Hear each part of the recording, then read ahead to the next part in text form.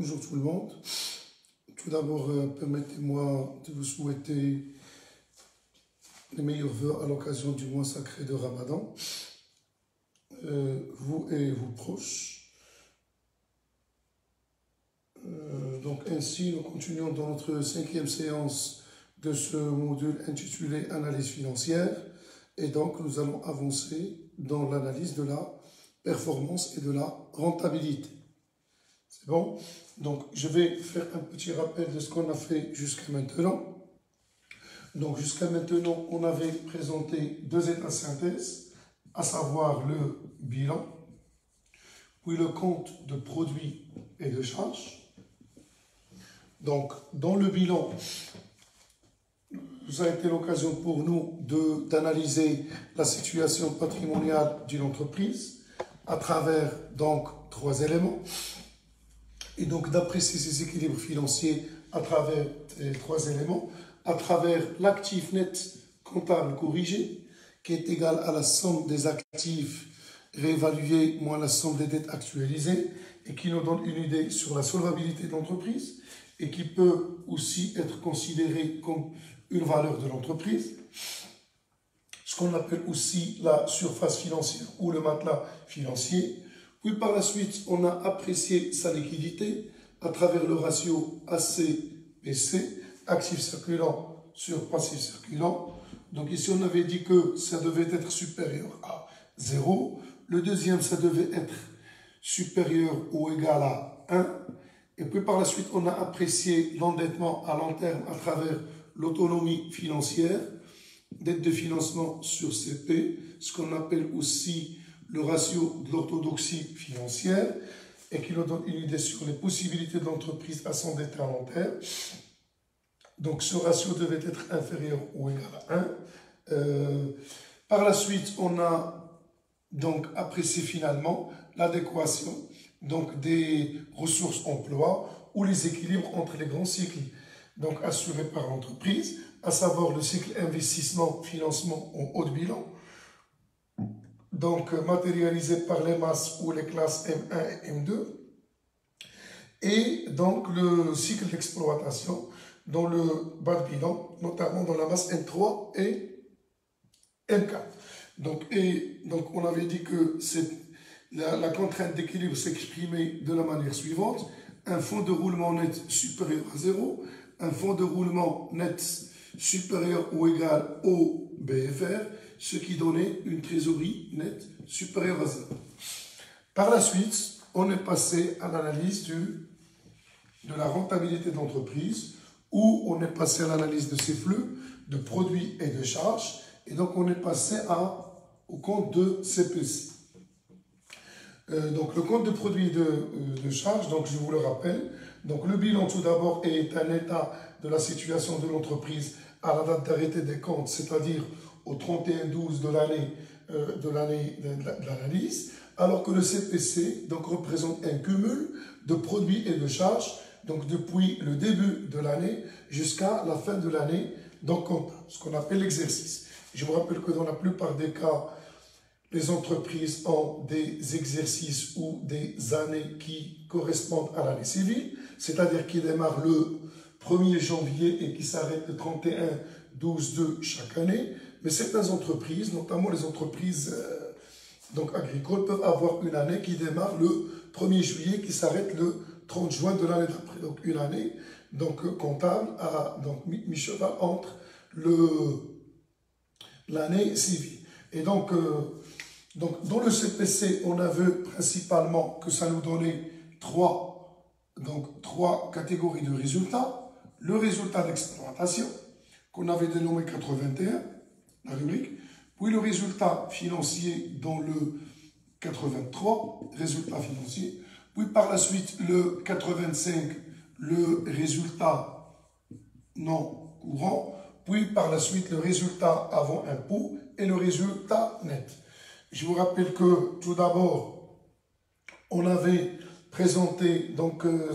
Saïd avait présenté la première séance de secours, tous les retraitements relatifs au bilan, qui ont pour objectif de nous faire passer d'un bilan fonctionnel, c'est-à-dire d'un bilan où les postes donc, de la situation patrimoniale sont classées selon les fonctions qu'il assure, les fonctions économiques qu'il assure, vers un bilan liquidité-exigibilité ou un bilan financier dans lequel les éléments de l'actif sont classés uniquement en fonction de leur liquidité et les éléments du passif uniquement en fonction de leur exigibilité.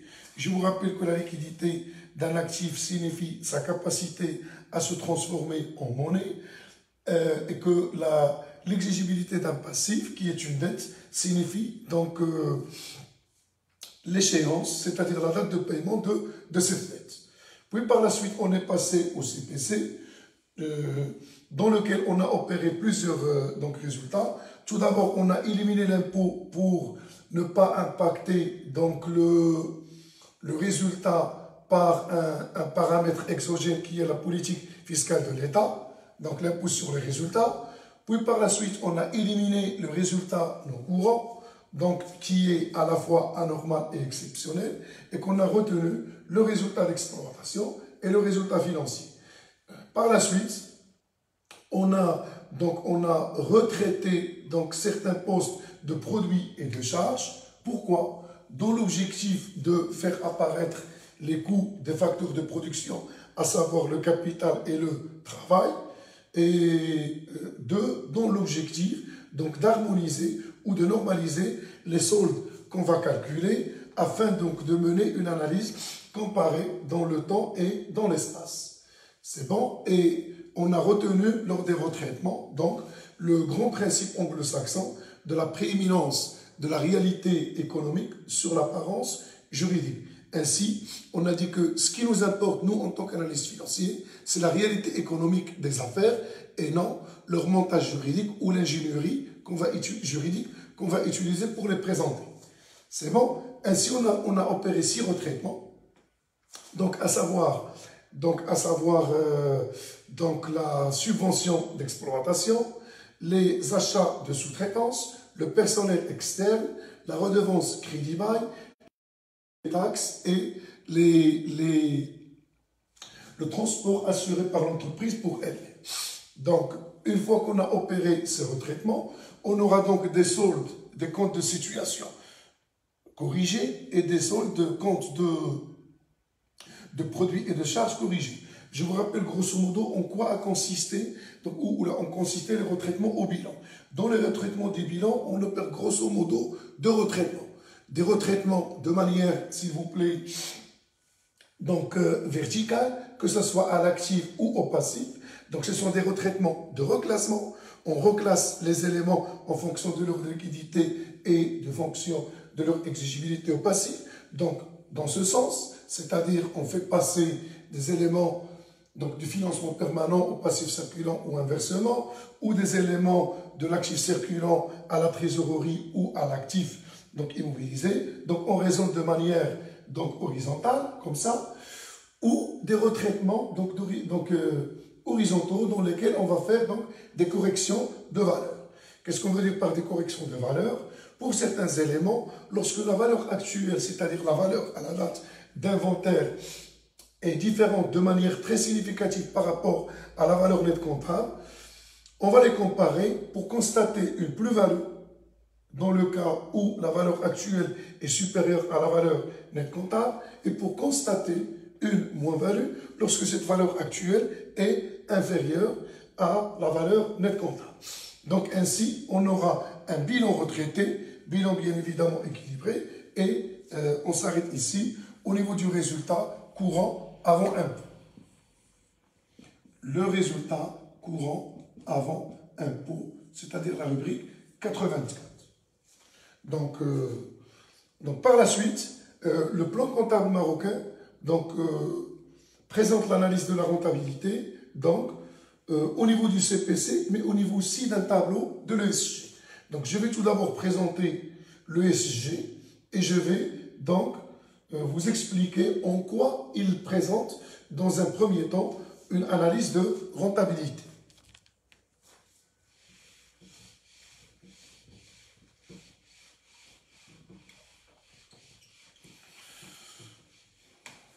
Donc, avant d'avancer, j'aimerais présenter un élément très important, c'est donc que la présentation des états de synthèse dans le plan comptable marocain donc, est basée sur une logique fondée sur 4 éléments.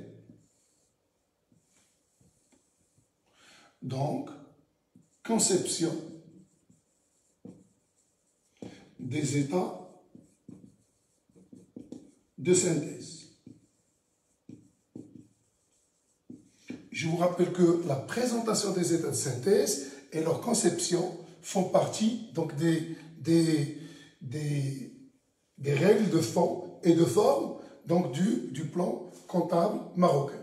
Cette conception est donc basée sur les éléments suivants. Tout d'abord sur la technique de flashback, c'est-à-dire un retour en arrière, ainsi comme on l'a présenté entre le bilan et le CPC.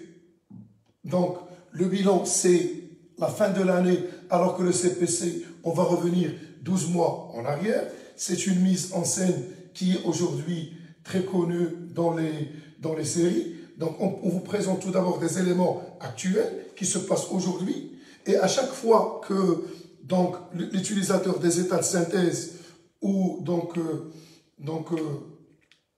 celui qui suit la série formule une question, donc on va revenir en arrière pour lui présenter, pour répondre à sa question, puis on va avancer.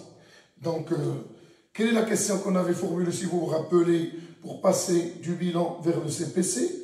Comment le résultat net du bilan a été formé? Et c'est la raison pour laquelle on l'avait détaillé. Donc, le deuxième élément de logique, c'est qu'on va passer tout d'abord donc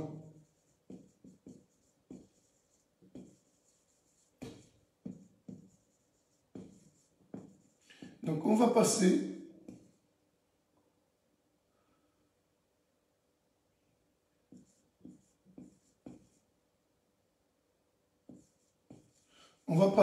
d'une analyse macroscopique vers une analyse microscopique. Ça veut dire que dans un premier temps, on va présenter une information brute, générique, puis on va, à chaque fois que le lecteur des états de synthèse pose des questions, donc on va détailler cette analyse. Donc on va faire tout d'abord un flashback. Par la suite, on va passer d'une analyse macroscopique vers une analyse microscopique. Puis par la suite, on va d'une analyse où il y a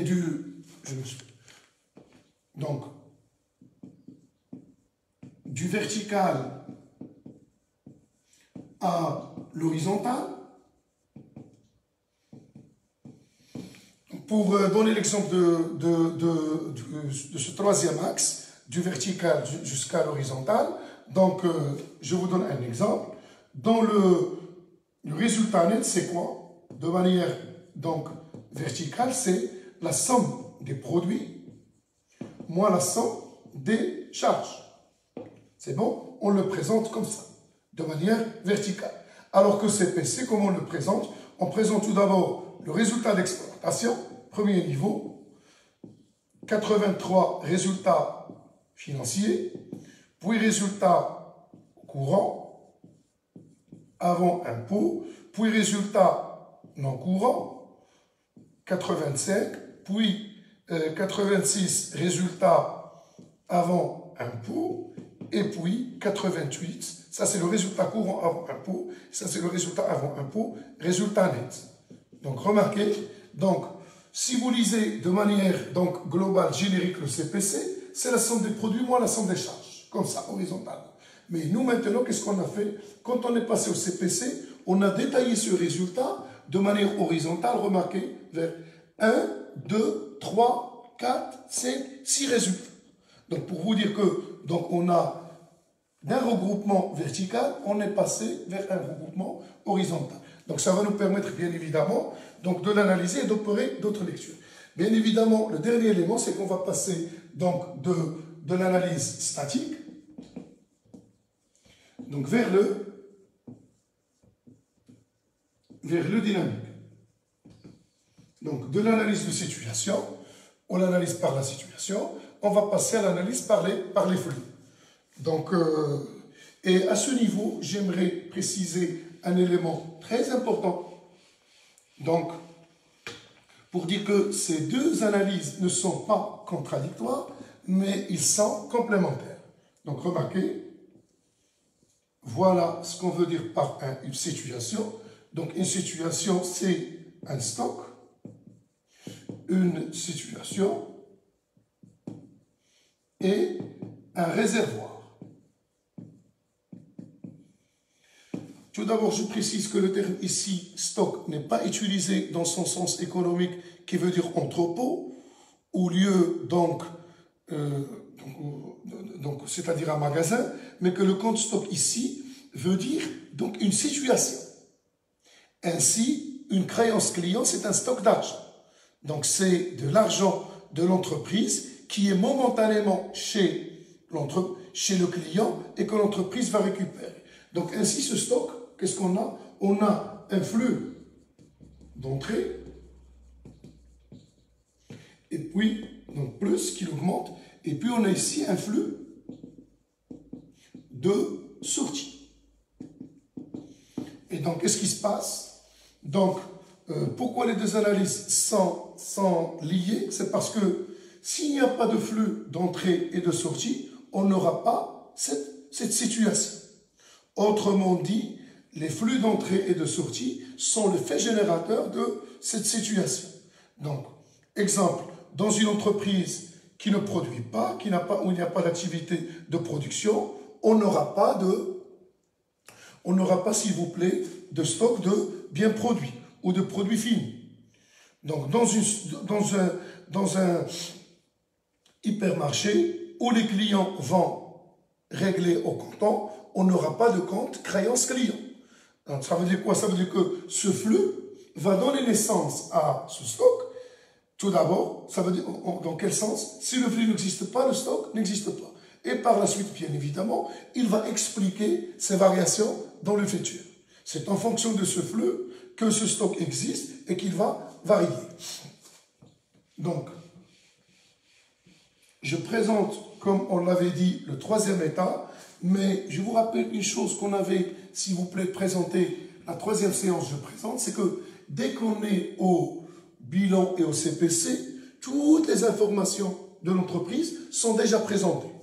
Autrement dit, qu'est-ce qu'on va faire? Quand on va passer à l'état de solde de gestion, puis par la suite à l'état de solde de gestion, puis par la suite au tableau de financement et aux éthiques, on ne va pas donner des informations, de nouvelles informations, mais on va présenter uniquement donc les informations qu'on a eues au bilan et qu'on a eues au CPC d'une autre manière pour permettre donc d'obtenir de nouvelles informations, pas de nouvelles informations, mais de nouveaux soldes permettant de faire des analyses autres, sous un angle ou sous une perspective différente. Donc, c'est quoi tout d'abord l'état de solde de gestion? Donc, état de solde de gestion, qu'on appelle de manière abrégée ECG, il se présente sous forme de deux tableaux. Donc, un tableau qu'on va appeler TFR, c'est-à-dire le tableau de formation des résultats. En fait, je vous l'annonce dès maintenant, c'est une analyse d'exploitation qui présente ce qu'on appelait il y a longtemps le CET ou le compte d'exploitation différentielle. Et puis, bien évidemment, un tableau donc, qui s'appelle calcul de la capacité d'autofinancement.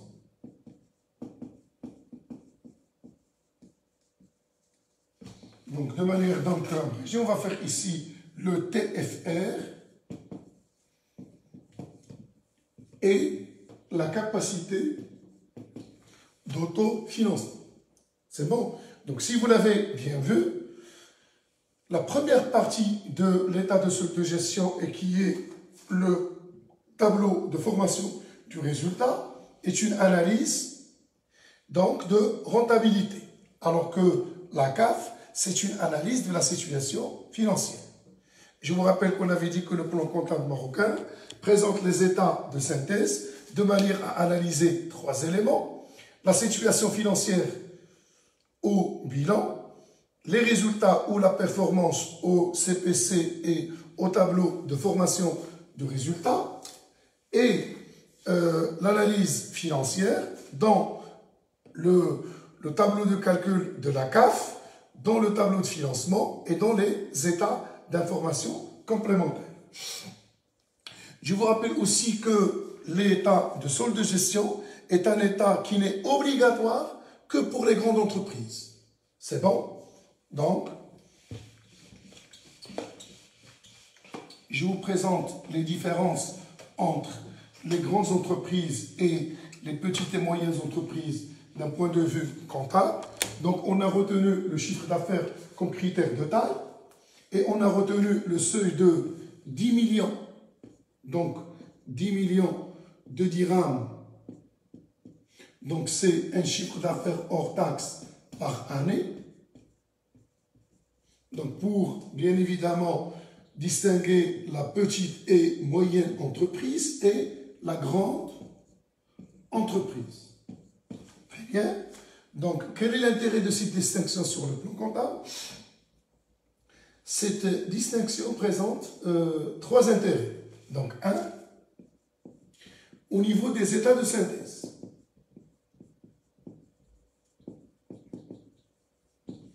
Ici, l'ESG n'est pas obligatoire. C'est-à-dire que le tableau de formation du résultat et le tableau de formation des résultats et le calcul de la CAF ne sont pas obligatoires. Bien évidemment, ici, 5 états de synthèse.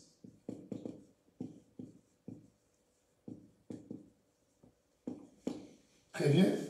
Quel est le deuxième critère, s'il vous plaît, de l'analyse? C'est le plan des comptes ou le plan comptable. C'est bon? Ici, le modèle simplifié. Ici, le modèle normal. Très bien. Quel est, s'il vous plaît, le troisième critère? C'est que, donc 3, le manuel de procédure comptable et financière. Dans les PME, il est facultatif. Ici, elle est obligatoire. Ainsi donc, l'entreprise, la grande entreprise est tenue, remarquez, je vous fais ici un tableau.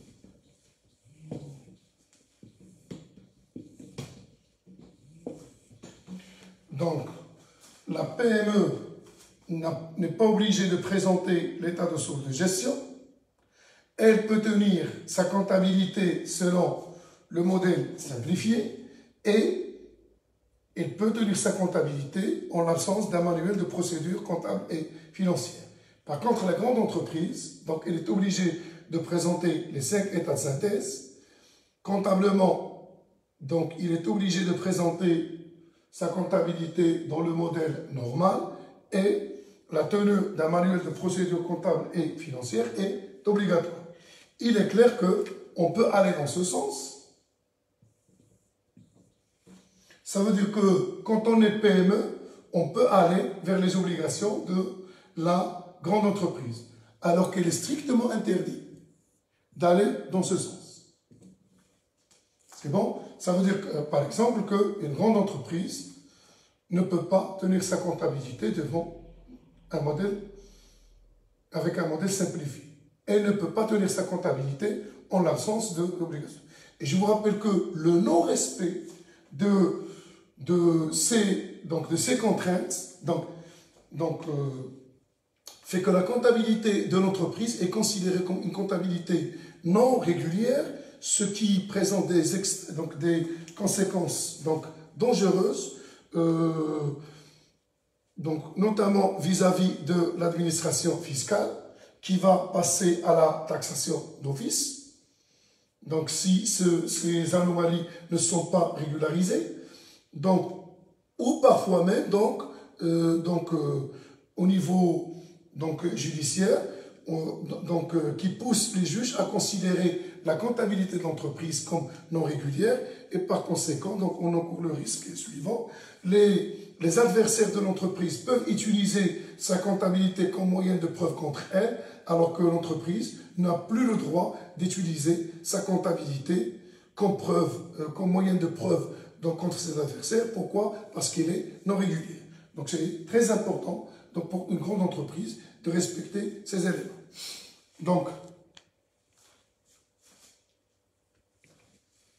Donc ainsi, je vais aller pour présenter les soldes. Et je vous rappelle aussi la logique, la mise en scène et les 4 éléments.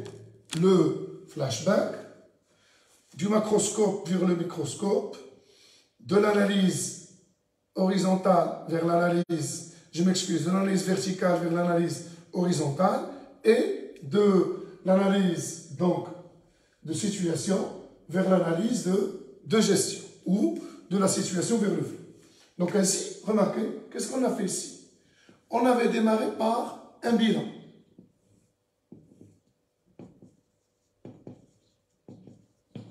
Et dans ce bilan, on avait un compte qui s'appelait résultat net. Très bien. Donc, qu'est-ce qu'on a fait? Donc, on est passé de manière macroscopique vers une analyse microscopique. Ça veut dire quoi? On a posé la question suivante. Comment le résultat net a été formé? Je vous rappelle que dans tous les comptes du bilan, il s'agit de comptes de situation et que seul le compte de résultat est la différence entre deux soldes. Et donc, lorsqu'on pose cette première question, comment le résultat net a été formé, on va zoomer sur le résultat net et le législateur va nous présenter le CPC. Que va nous dire le CPC? Il va nous dire tout simplement que le résultat net, c'est grosso modo 3 éléments. Qu'est-ce qu'on avait dit? C'est le 81, c'est tout d'abord, donc je prends plus d'espace, donc je vais vous présenter le CPC. C'est bon? Voilà. Donc mon CPC, qui a présenté, je vous le rappelle, de manière horizontale, le 81, résultat d'exploitation, le 83, résultat financier, et puis bien évidemment, le 85, résultat non courant. Et on avait dit qu'il faut l'abandonner. Très bien. Donc, maintenant, quelle est la question qu'on doit soulever à ce niveau? Donc, remarquez, on a 2 résultats. Résultat courant avant impôt qu'il faut détailler. La partie financière, on va donc la reporter son analyse lorsqu'on va analyser les activités, la situation financière de l'entreprise. Maintenant, de la même manière, qu'est-ce qu'on va faire? On va donc, comme on a posé ici la question, on va poser une autre question. Donc, on va présenter dans un premier temps le résultat d'exploitation et le résultat financier. Je vous rappelle, s'il vous plaît, que, comme je vous l'ai dit lors des retraitements, que l'analyse du plan comptable est conforme à l'analyse néoclassique ou néolibérale qui considère que l'équilibre est tout d'abord un équilibre économique et que l'équilibre financier, ça va venir par la suite.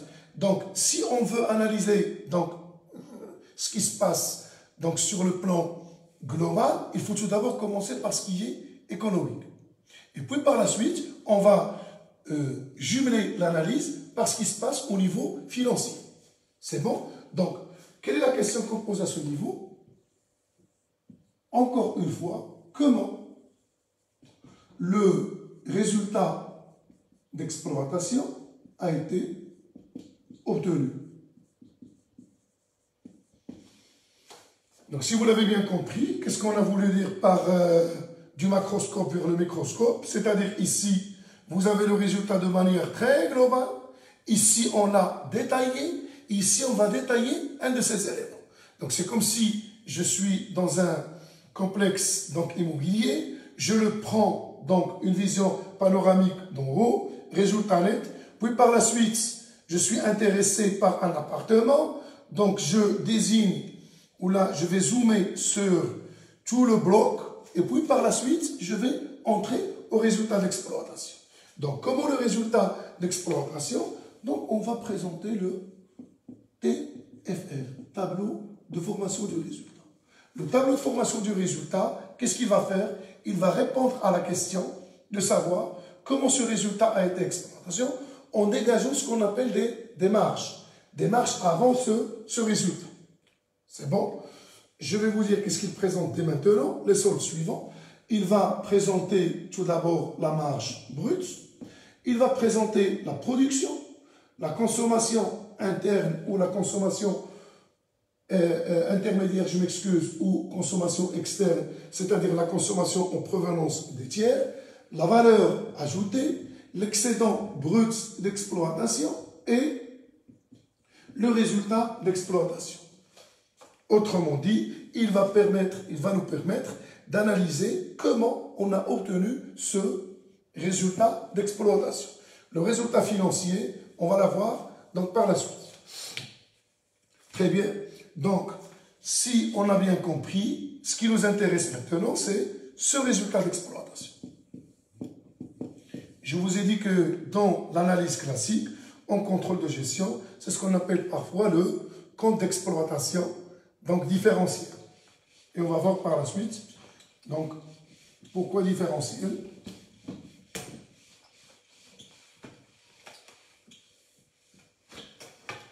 Remarquez. Donc, je ne vais pas vous présenter donc, les soldes de manière classique. D'ailleurs, dans le plan comptable, ils sont présentés dans le calcul. Mais moi, je veux vous les présenter d'une autre manière pour vous permettre donc, de comprendre l'approche. Déjà, s'il vous plaît, le 81, c'est quoi? Quand je dis 81, c'est résultat d'exploitation. C'est quoi? C'est 71 moins 61. Ça veut dire quoi? La somme des produits d'exploitation moins la somme des charges d'exploitation. Ainsi, le résultat d'exploitation est présenté ici de manière, remarquez, 1 moins 2, il est présenté de manière verticale. Très bien. Or, je vous rappelle qu'une rubrique, c'est-à-dire qu'une nomenclature comptable avec deux codes, se compose de postes. C'est-à-dire se compose de plusieurs. Ainsi, le 71 se décompose en quoi? 711, 712, 713 et 14 jusqu'à 719. C'est bon? Donc, remarquez, je vais le présenter comme ça. Qu'est-ce que je vais présenter ici? 711, c'est-à-dire les ventes de marchandises. Et qu'est-ce que je vais présenter ici? Je vais présenter ici le 611.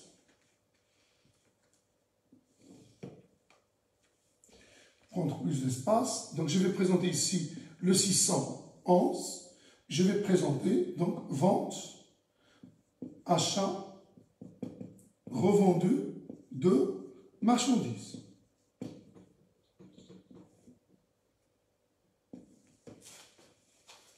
Donc, qu'est-ce que j'ai par la suite? Donc, remarquez, j'ai le 712, c'est les ventes de biens et services. 713,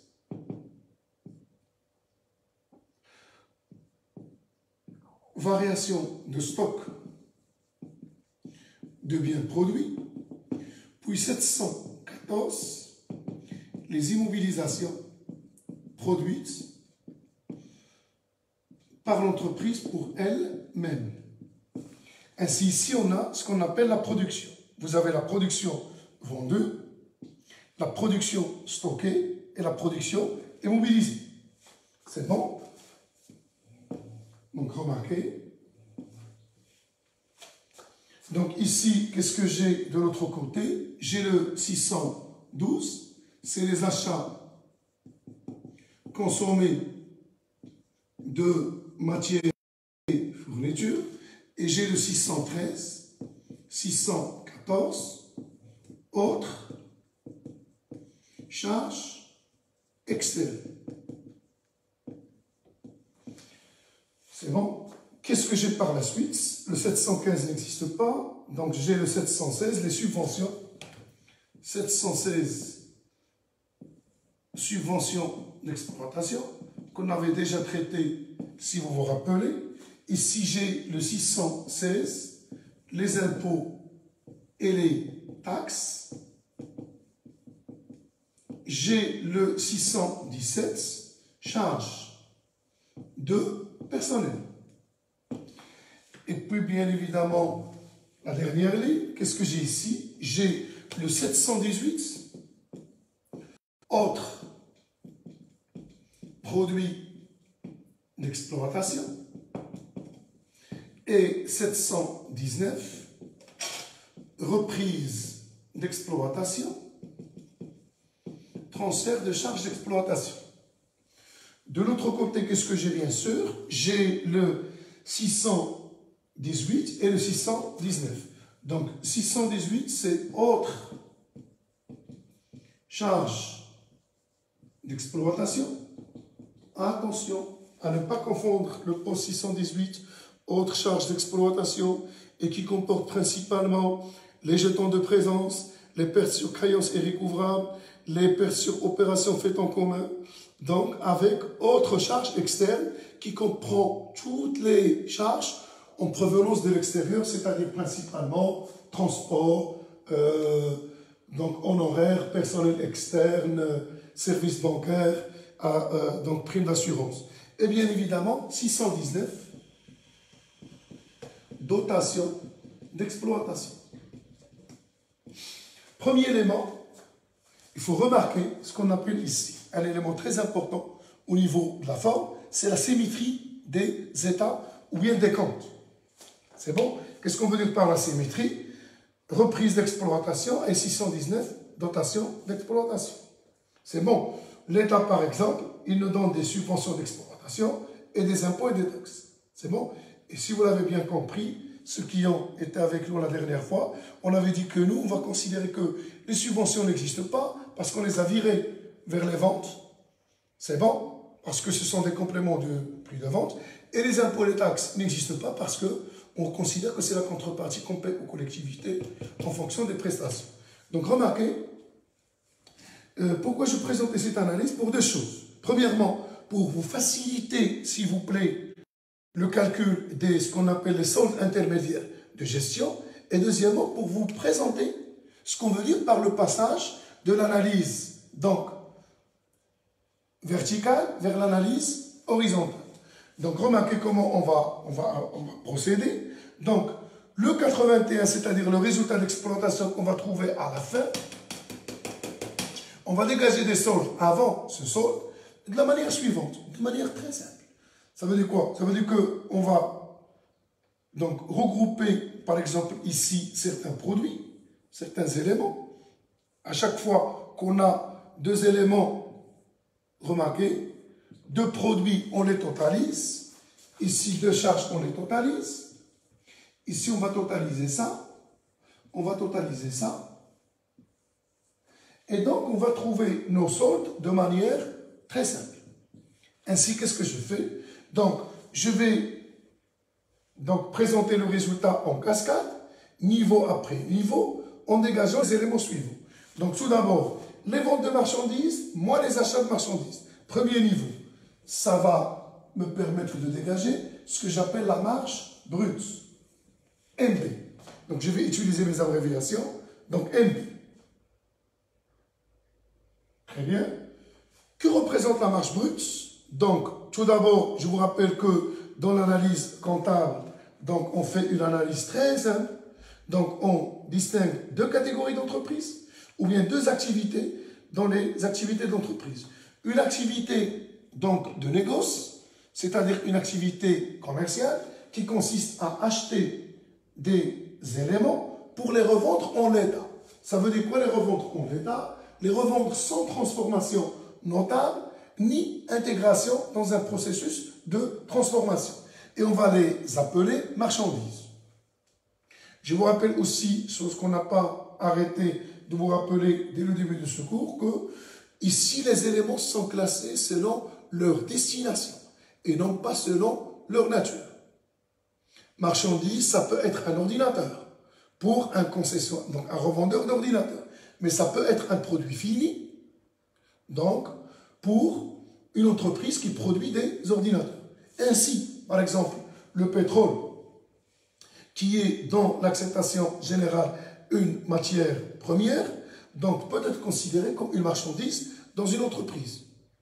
C'est quel type d'entreprise? Ce sont les entreprises qui font l'achat et la revente de pétrole. Bien évidemment, dans une raffinerie, le pétrole est une matière première. C'est bon? Maintenant, dans la raffinerie, donc les outputs, c'est-à-dire le carburant, on va obtenir donc du gasoil, kérosène, donc de l'essence, d'autres éléments, par exemple les graisses. Donc tout ça, ce sont des produits finis. Pourquoi? Parce qu'ils sont issus d'un processus de transformation. Donc la marge brute, comme on peut le constater ici, est une marge qui est spécifique donc, aux activités commerciales. Donc il est calculé uniquement dans les entreprises commerciales ou dans les entreprises industrielles qui ont une branche de négoce. Marge brute. Puis par la suite, on passe ici et on va calculer la production. Rappelons que dans cette analyse simple, on considère comme activité de production l'entreprise de production ou l'entreprise manufacturière. C'est une entreprise qui va transformer des substances en vue d'obtenir un produit plus ou moins élaboré qu'on va appeler bien produit. C'est bon? Donc, il y a, et ça peut être aussi une entreprise soit industrielle ou une entreprise dans le secteur tertiaire. C'est bon? Donc, j'ai ici la production vendue, vente de biens et services, la production stockée et la production immobilisée. Ça veut dire qu'une entreprise peut garder pour elle-même une partie de sa production et dans ce cas, elle doit la comptabiliser ici. C'est bon?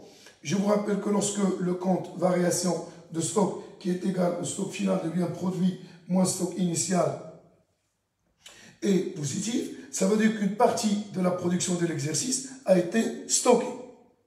Alors que lorsqu'il est négatif, ça veut dire que dans les ventes, on a vendu une partie du stock initial, c'est-à-dire de la production de l'exercice antérieur ou des exercices antérieurs, et ce solde va se présenter de manière négative.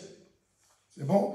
Je vous rappelle aussi que les comptes de produits sont principalement des comptes des créditeurs et les comptes de charges sont principalement des comptes débiteurs. Donc ici, qu'est-ce qu'on va avoir? On va voir ce qu'on appelle la consommation externe ou la consommation intermédiaire, c'est-à-dire la consommation en provenance des tiers. Qu'est-ce qu'on va trouver grosso modo? C'est la consommation de matières premières, les matières et les fournitures. On va voir par la suite quelle est la distinction comptable entre matières premières et matières et fournitures consommables et les autres charges de service. Ça veut dire qu'on a principalement ici les fournisseurs de matières et de fournitures et les prestataires de services. Et ça va nous permettre de calculer donc la consommation externe. À ce niveau, qu'est-ce qu'on va faire? Lorsque la marge brute existe, c'est marge brute plus production moins consommation intermédiaire. Et on obtient ici le nouveau solde qui s'appelle la valeur ajoutée.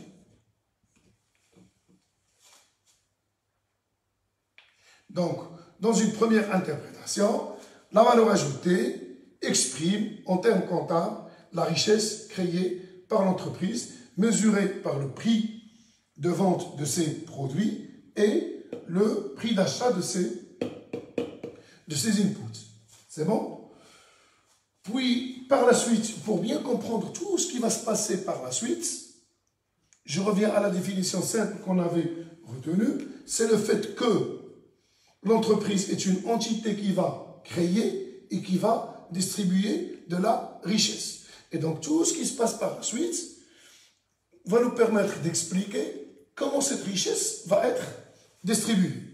C'est bon? Donc, premier, s'il vous plaît, partenaire à prélever sa part de la richesse, ce sont les collectivités. Donc, qu'est-ce qu'ils vont nous donner? Les pouvoirs publics en général, ils vont nous donner des subventions pour augmenter la richesse, mais ils vont prélever en contrepartie des impôts et des taxes. Par la suite, il y a le personnel, donc les ressources humaines. Donc, lorsque je fais valeur ajoutée plus 716, plus 718, moins 616 et 617, je vais obtenir ici un solde qui s'appelle EBE. Ce solde s'appelle excédent brut d'exploitation lorsqu'il est positif et il est appelé insuffisance brute d'exploitation lorsqu'il est négatif. Bien évidemment, je vais ajouter les autres produits d'exploitation, les reprises d'exploitation, je vais retrancher les autres charges d'exploitation et les dotations d'exploitation et je vais obtenir ici, bien évidemment, mon résultat d'exploitation. Premier niveau de vérification, je ne retrouve pas un autre résultat d'exploitation. Je retrouve ce résultat. Ainsi, qu'est-ce que j'ai fait? J'ai marche avant d'arriver à mon résultat d'exploitation. Autrement dit, cette présentation horizontale donc, de l'entreprise va nous permettre de dégager des soldes, à savoir la marge brute, à savoir la production, la valeur ajoutée, l'excédent brut et le résultat. Bien évidemment, la production n'est pas un solde, c'est un agrégat. On va voir par la suite qu'il faut l'analyser avec une grande précaution.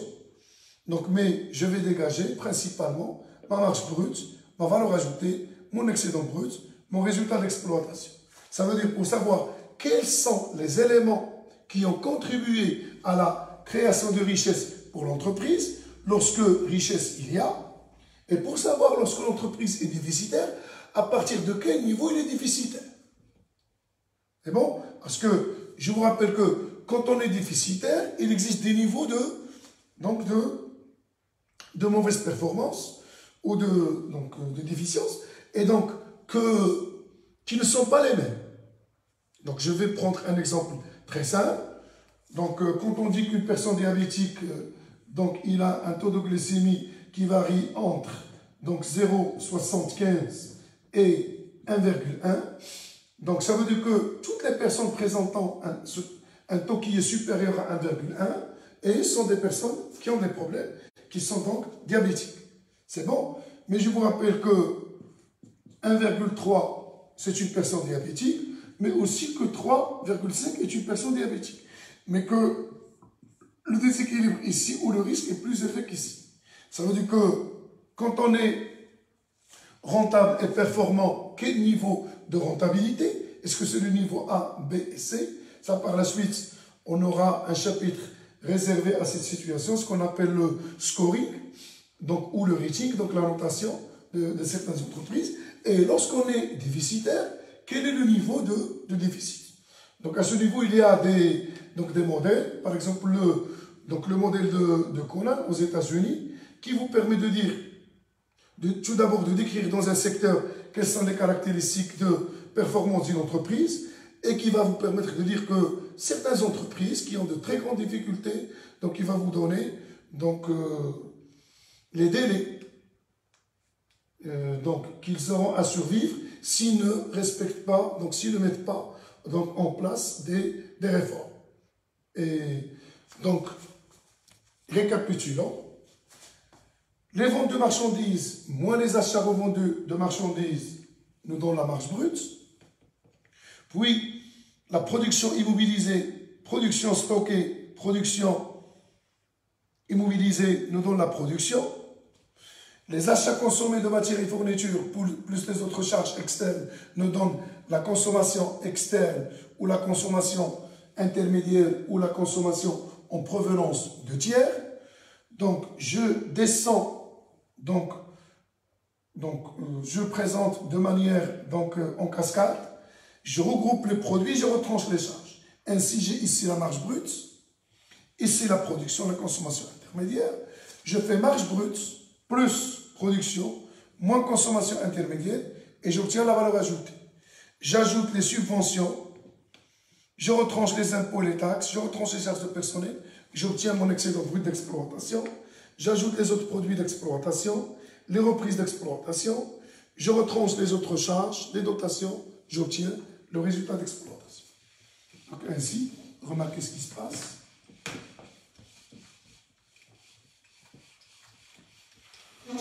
On a dégagé dans le niveau, s'il vous plaît, 1 an du résultat des soldes. Ces soldes sont appelés parfois les SIG. Ça veut dire quoi les SIG? On les appelle les soldes intermédiaires